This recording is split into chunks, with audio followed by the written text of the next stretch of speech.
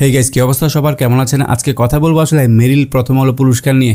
2023 সালে এমন এমন সব সিনেমা মুক্তি পেয়েছে যেগুলোকে আসলে একটা থেকে একটাকে আপনি পিছনে রাখতে পারবেন না, এবং যে সিনেমাগুলো আসলে অভিনয়ের দিক দিয়ে যারা অভিনয় করেছে, অভিনয় পারফর্ম করেছে, তারা তাদের জীবনের বেস্ট পারফরমেন্স কিন্তু করেছে। তো সেইখান থেকে অনেকের মধ্যে আসলে প্রশ্ন, এই 2023 সালে আসলে মেরিল প্রথম আলো পুরস্কারটা কে পাবে?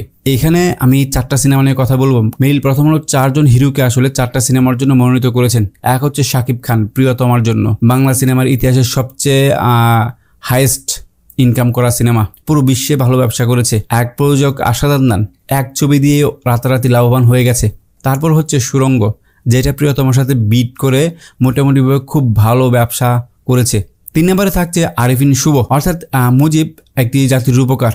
এই সিনেমাটা দিয়ে শেখ মুজিবুর রহমানের জীবনীকে যেভাবে আসলে পর্দায় ফুটিয়ে তুলেছে, মেইন ক্যারেক্টার আসলে আরিফিন শুভ যে অভিনয় করেছে, যারা আসলে তখন এই সিনেমাটা মুক্তির সময় দেখেছে, প্রত্যেককে হিউজ প্রশংসা করেছে।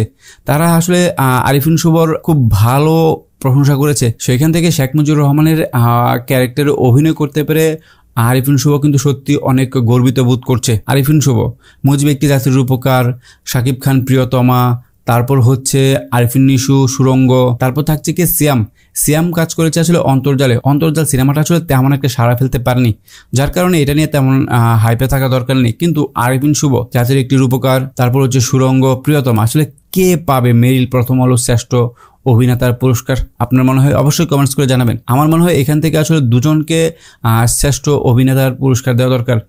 প্রথম আলো চাইলে আসলে এটা বরাবরই করে থাকে প্রথম আলো, সেটা হচ্ছে কি একজনকে সমালোচক ক্যাটাগরিতে দিয়ে থাকে, আরেকজনকে আসলে জুরি ভোটের নির্বাচনে আসলে সেরা অভিনেতা হিসেবে বাছাই করা হয়। এবার তো শাকিব খান অবশ্যই প্রথম আলো পুরস্কার পাবে, কিন্তু সেটা কোন ক্যাটাগরিতে?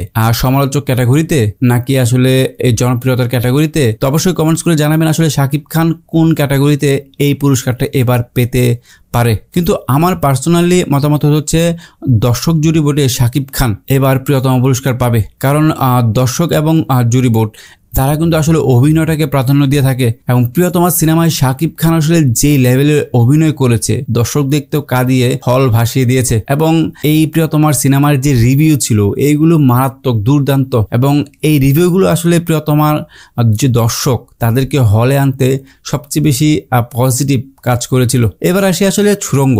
দেখেন, আরিফিন নিশুর অভিনয় নিয়ে নতুন করে কিছু বলার নেই। সে সুড়ঙ্গ সিনেমায় যথেষ্ট ভালো অভিনয় করেছে, কিন্তু সেটা কি আসলে প্রথম আলো পুরস্কার পাওয়ার মতো?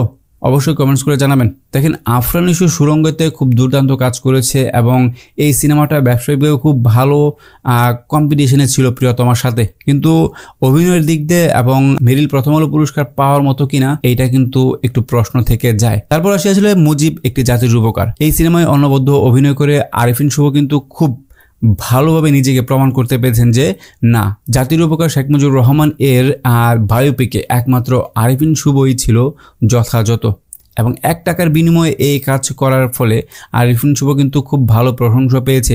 মুজিব একটি জাতির রূপকার সিনেমায় কিন্তু খুব ভালোভাবে নিজেকে আসলে তুলে ধরতে পেরেছিল আরিফিন শুভ। তো সেখান থেকে আপনার কি মতামত? এই জটলায় কে এগিয়ে থাকবে এই মেরিল প্রথম আলো পুরস্কারে? অবশ্যই কমেন্টস করে জানাবেন। ধন্যবাদ সবাইকে ভিডিওটি দেখার জন্য। ভিডিওটি কেমন লাগলো অবশ্যই কমেন্টস করে জানাবেন।